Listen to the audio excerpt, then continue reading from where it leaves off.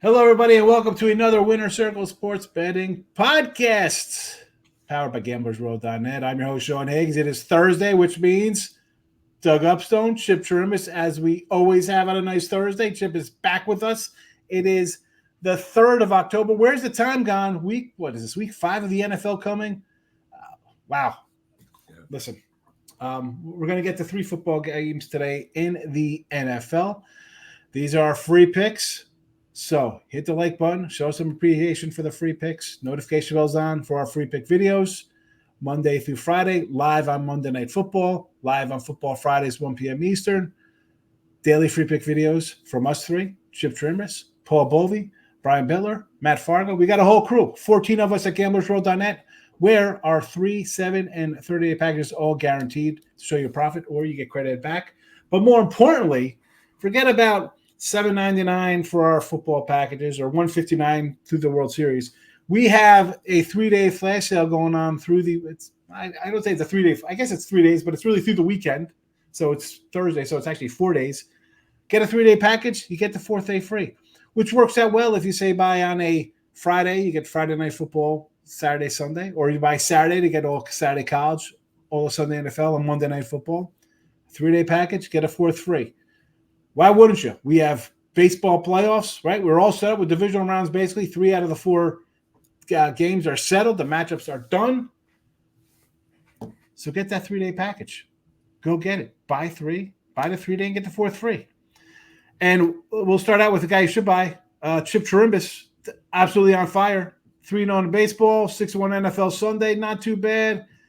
Taking care of business. Chip Chirimbes, how you doing, fella? Good to see you. Thank you, Sean. I'm doing well. You know, the A played. My single strongest play is now 4-0 with Indianapolis winning on Sunday, and 6-1 last week in the NFL. It was great. Saturday stubbed our toe. We were in Crier's Corner Saturday, Sean.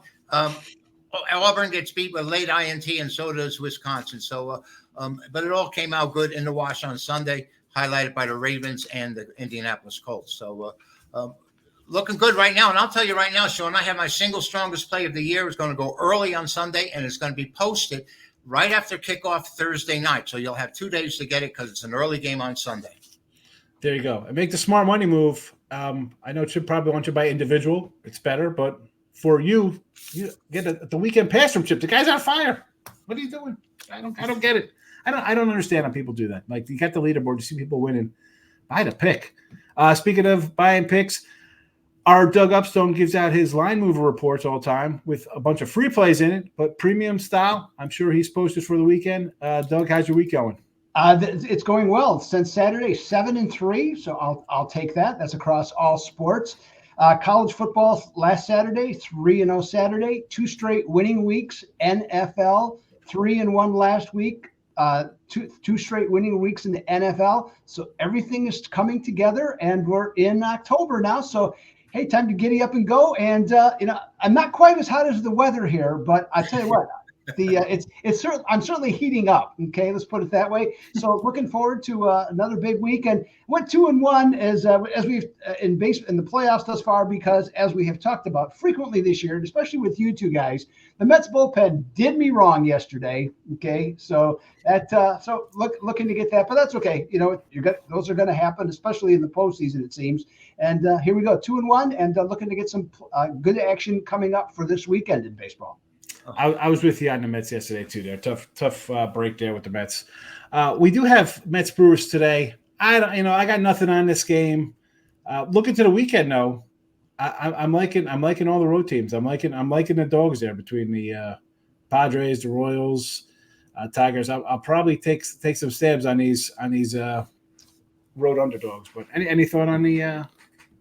Yeah, I haven't looked really close at it. I mean, there's some things like what we talked about Monday.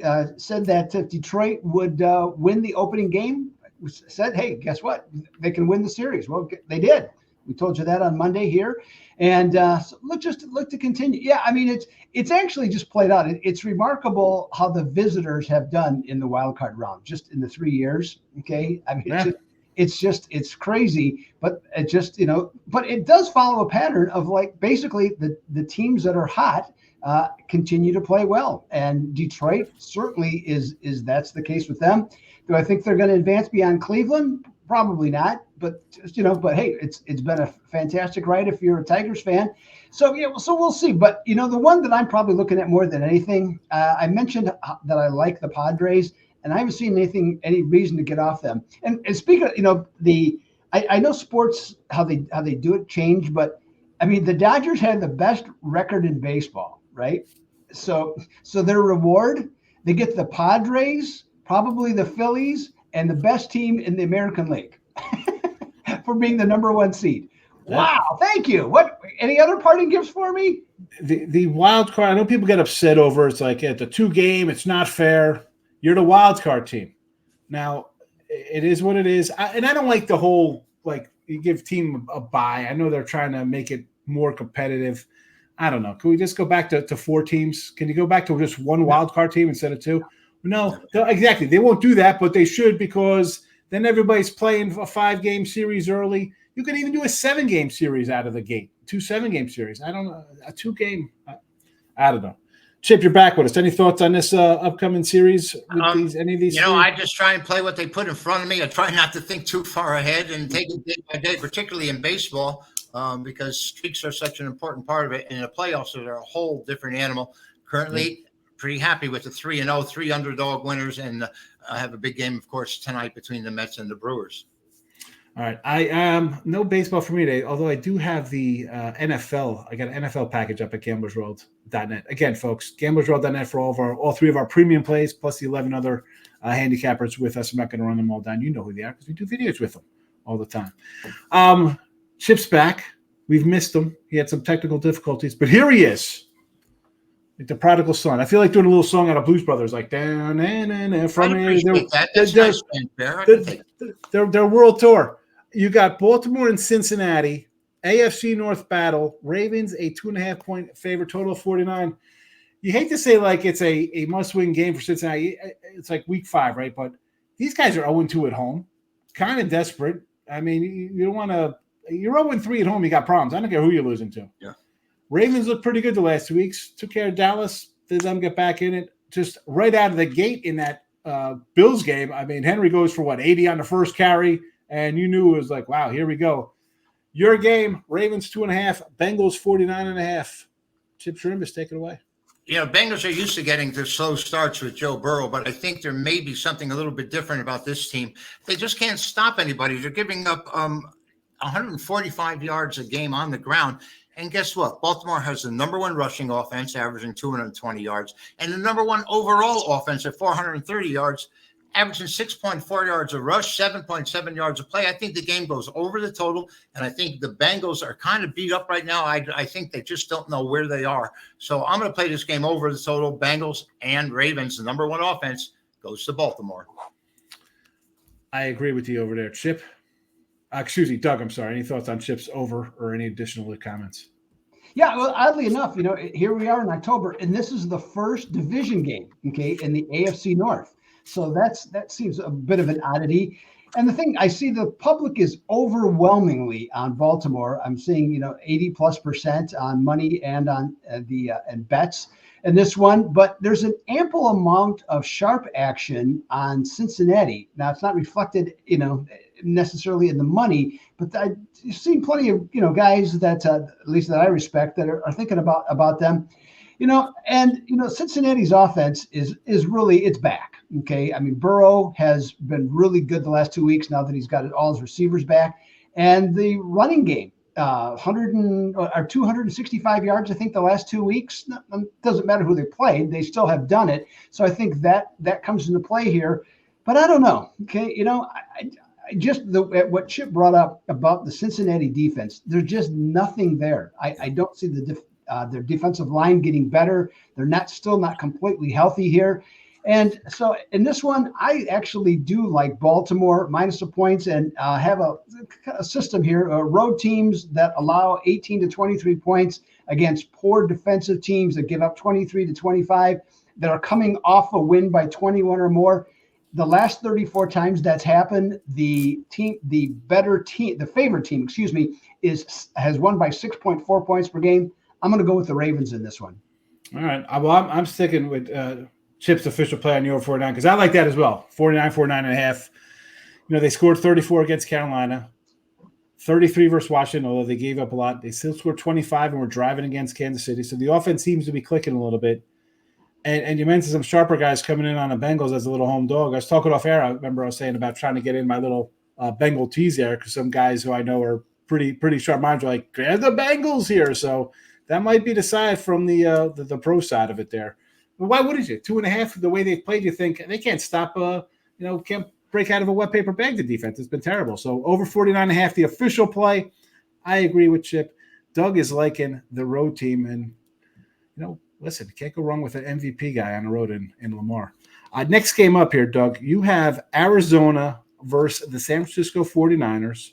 It is a 7-point line, total of 49.5, another big 49.5 total here. Sort of makes sense the way Arizona could not stop people, but sometimes they score a bunch of points. Brock Purdy was thought of like, hey, he's good because he's got these guys around him. Well, he doesn't have McCaffrey all that much. He's played without Debo at times and Ayuk and these guys.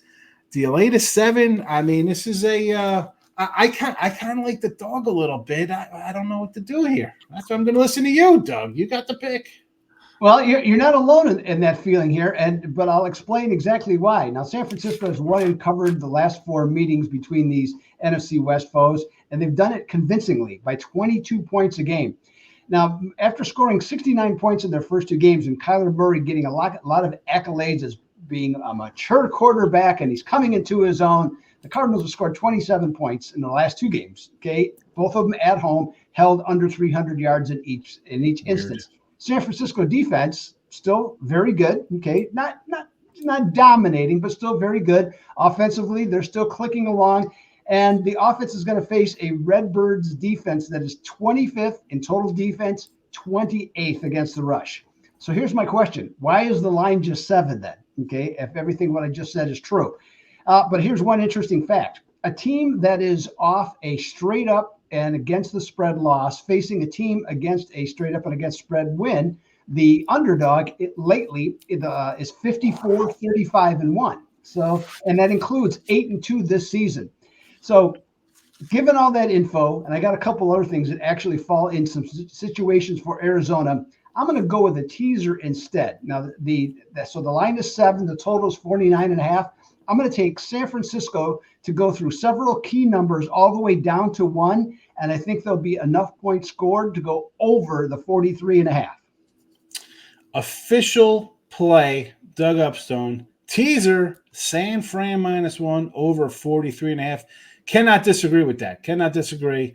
You look at some of these scores, 45-29, 35-16, 38-13, 38-10. The Niners seem to have the Arizona Cardinals figured out. Chip, thoughts on the teaser, or maybe like something different?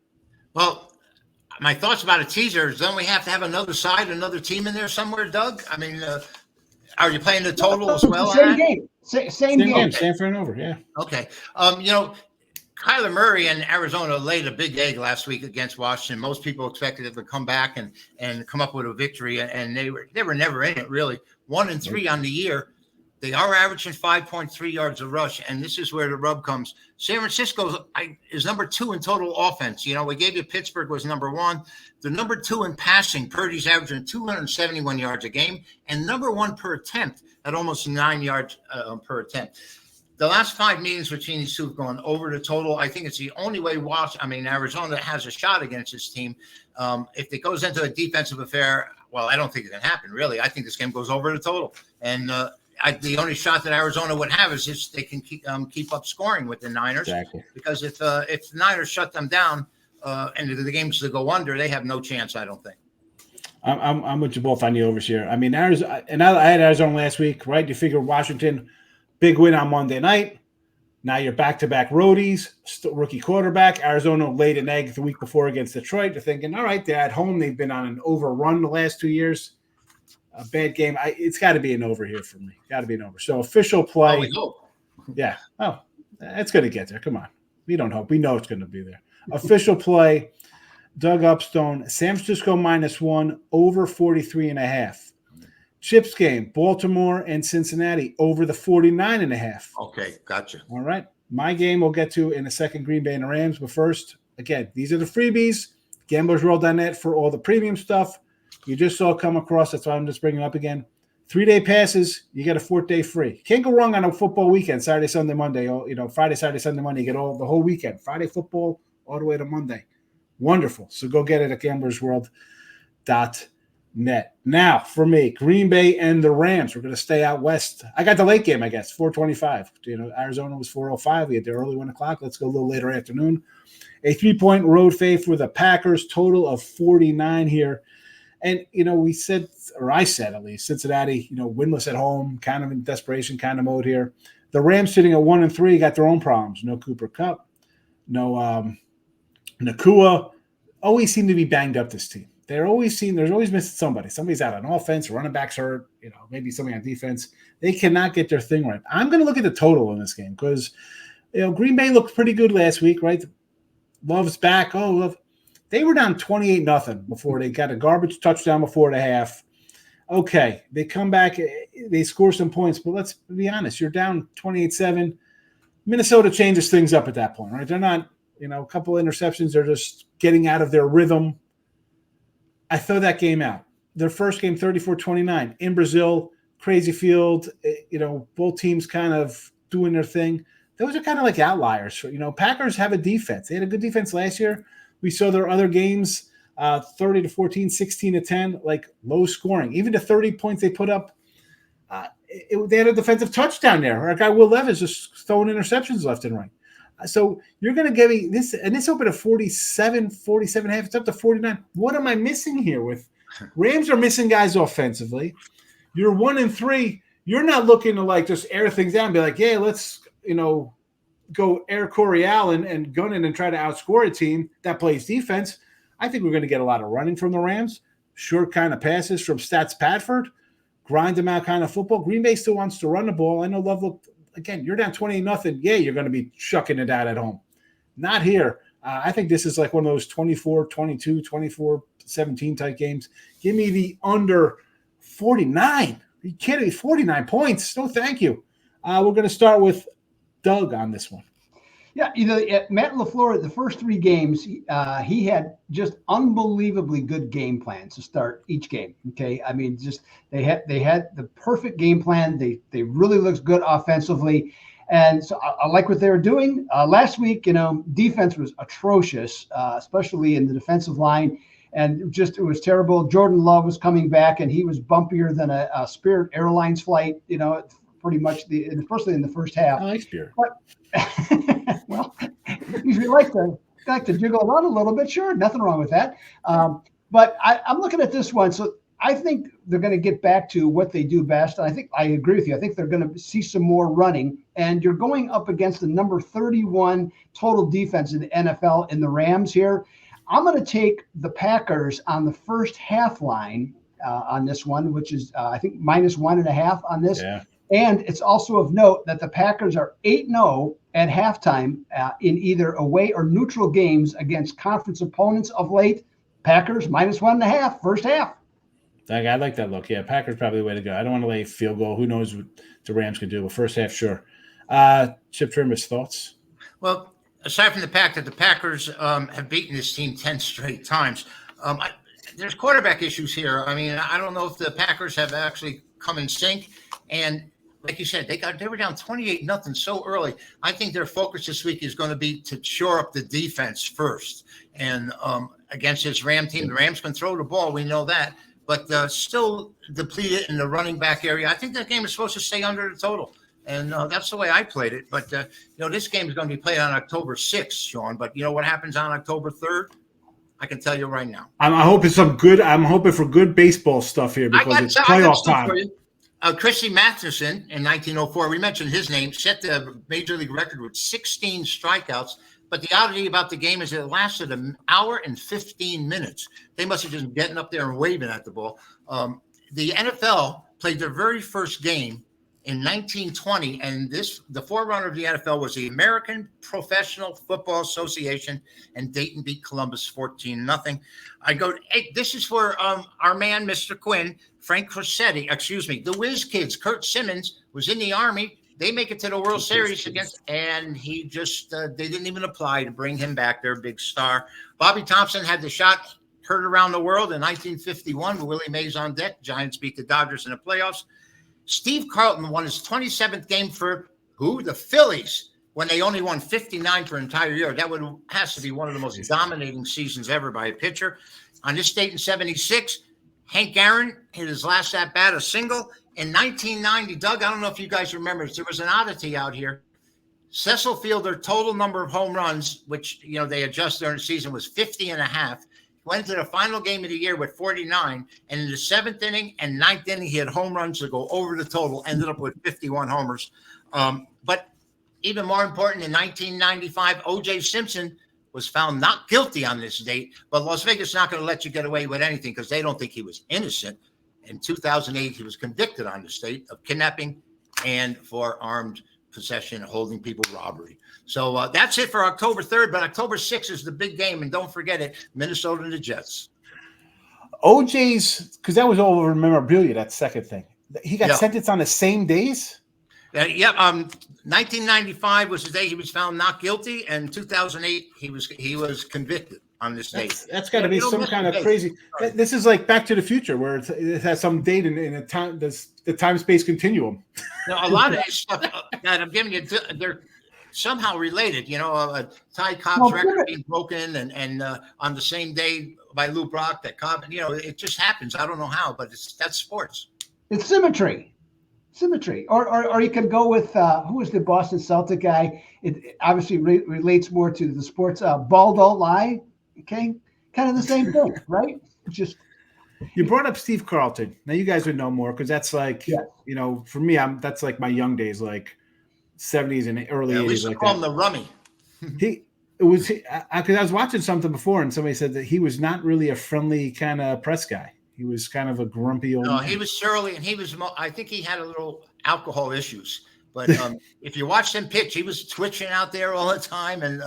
But he had the most incredible year that year. It was 72, was it? Yeah, I think it was 72. Actually, personality-wise, he was the forerunner to Randy Johnson being left-handed, because Randy Johnson was a surly person, and but actually Carlton, after he got out of baseball, much like Randy Johnson, very amiable person.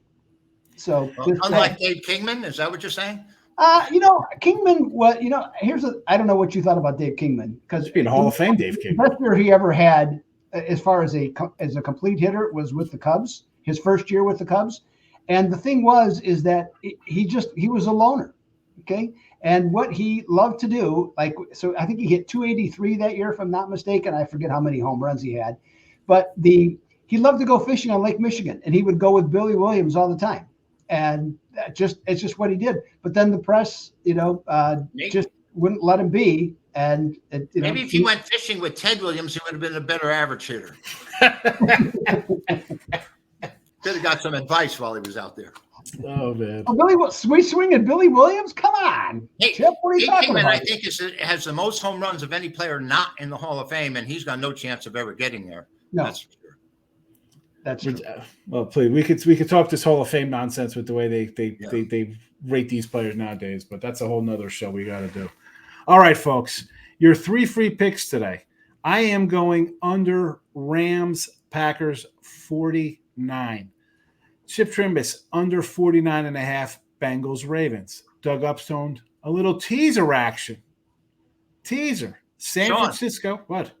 I hate to interrupt you, but remember I had switched. I played the over on that Ravens. Oh, I'm sorry. I got the under in my head for myself. No, well, I sent that to you originally. So and then it's the same numbers too. So I apologize for it. I think I got it right when I said it when you initially said it. That was my mistake. We have the same basically totals. Well, what this means? It's going to go under now for sure. Yeah. And it's all Sean's fault. Yes, I'm the jinx. I'm the mush on that one. Listen, we got you no matter which way we go now. Either way, it's a winner. So I messed up. I said under, but it's really an over. So it's the teaser San Fran -1 and the over 43.5. That's a 6-point tease, folks. It's not Stanford. It's on -1 today. No crazy comments like, oh, Stanford on -1. Nobody could get that number. No, it's a teaser. It's a teaser. Free picks, always. Multiple free pick videos on Winners Circle YouTube channel. The premium stuff, gamblersworld.net. 3 7/38 picks guaranteed, or we refund you back. And of course, the 3-day pack, and you get the 4th day free, available right now through the weekend. Go get it. No better time to get on a weekend. College, NFL, and Major League Baseball playoffs. Make the smart money move, people. Don't be a dummy. Go make some money. That'll be my new tagline at the end here. How about that? For Chip, Doug, and myself, Winner Circle, Gamblers World, have a good Thursday, folks. I'll be back tomorrow, 1 p.m. live, Football Friday, Marc Lawrence, Victor King. See you there. Good luck. Bye-bye.